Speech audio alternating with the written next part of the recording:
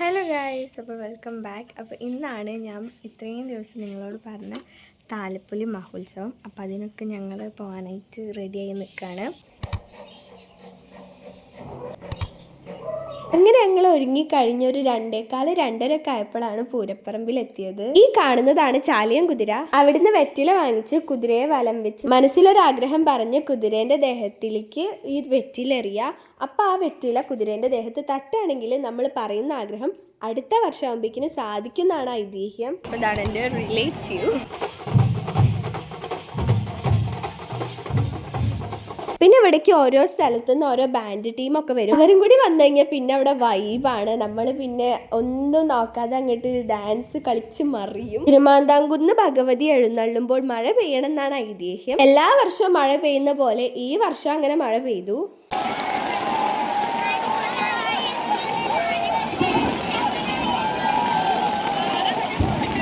അങ്ങനെ മഴയൊക്കെ പെയ്ത് ഇവിടെ ആകെ വെള്ളമായി. പക്ഷെ എന്നിട്ടും ആൾക്കാർ അതിൽ തുള്ളിക്കളിക്കുകയായിരുന്നു. നിങ്ങൾക്ക് പറ്റുകയാണെങ്കിൽ ഈ ഉത്സവത്തിന് എന്തായാലും വരണം കേട്ടോ. കാരണം നമ്മൾ ഒരു പ്രാവശ്യം വന്നു കഴിഞ്ഞാൽ പിന്നെ അടുത്ത പ്രാവശ്യം നമ്മളത് തെരഞ്ഞു പിടിച്ച് വരും. അത്രയ്ക്ക് രസമാണ് ഈ ഉത്സവം. പിന്നെ ഞങ്ങൾ മഴയൊക്കെ ഒന്ന് ഒതുങ്ങിയപ്പോൾ ഉത്സവപ്പറമ്പിലൂടെ ഒക്കെ ഒന്ന് നടന്ന് അവിടുത്തെ കാഴ്ചകളൊക്കെ ഒന്ന് കണ്ടു.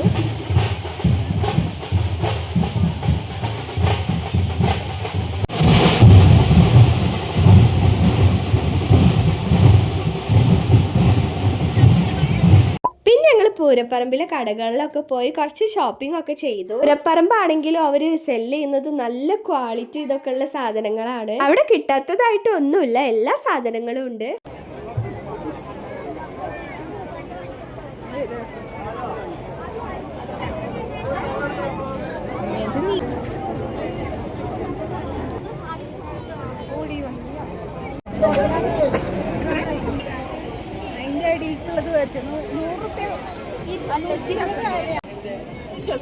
ഇത്രയും കമ്മലാണ് ഞങ്ങൾ വാങ്ങിച്ചത്.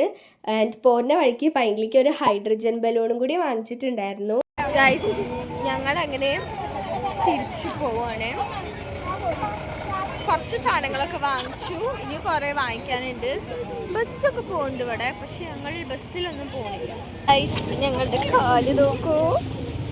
ഞങ്ങൾ ചപ്പിളിക്കൂടെ ഡാൻസ് കളിച്ച് നടന്നിട്ടാട്ടോ കാലും അങ്ങനെ ചളിയായത്.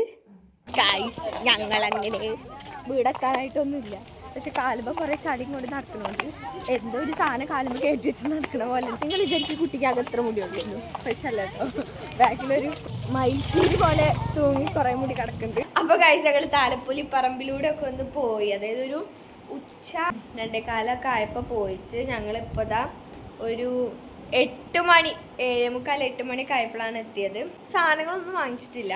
അമ്മയ്ക്ക് 3 കമ്മൽ വാങ്ങിച്ചു, പിന്നെ പൈങ്കിളിക്ക് ഒരു ഹൈഡ്രജൻ ബലൂൺ വാങ്ങിച്ചിട്ടുണ്ടായിരുന്നു. ഒരു ആനക്കുട്ടിയായിരുന്നു കേട്ടോ, പക്ഷെ അത് പൊട്ടിപ്പോയി ഗൈസ്. ഇനി ഞങ്ങൾ രാത്രി എന്തായാലും സാധനങ്ങളൊക്കെ വാങ്ങിക്കാനായിട്ട് അച്ഛൻ്റെ കൂടെ പോകുന്നുണ്ട്. രാത്രി അച്ഛൻ്റെ കൂടെ പോകാനായിട്ട് ഡ്രസ്സൊക്കെ മാറ്റി താലപ്പൊലി പറമ്പിലെത്തിയപ്പോഴാണ് ഞങ്ങൾ ആ തുണിയില്ലാത്ത സത്യം മനസ്സിലാക്കിയത്. അവിടെ കടകളൊക്കെ അടച്ചിട്ടുണ്ടായിരുന്നു. അതുകൊണ്ട് ഞങ്ങൾ വിചാരിച്ച പോലെ ഷോപ്പിംഗ് ഒന്നും നടത്താൻ പറ്റില്ല. കുറെ ഫുഡ് കഴിച്ചെന്നല്ലാതെ വേറെ ഒന്നും ഞങ്ങൾക്ക് ചെയ്യാൻ പറ്റിയില്ല.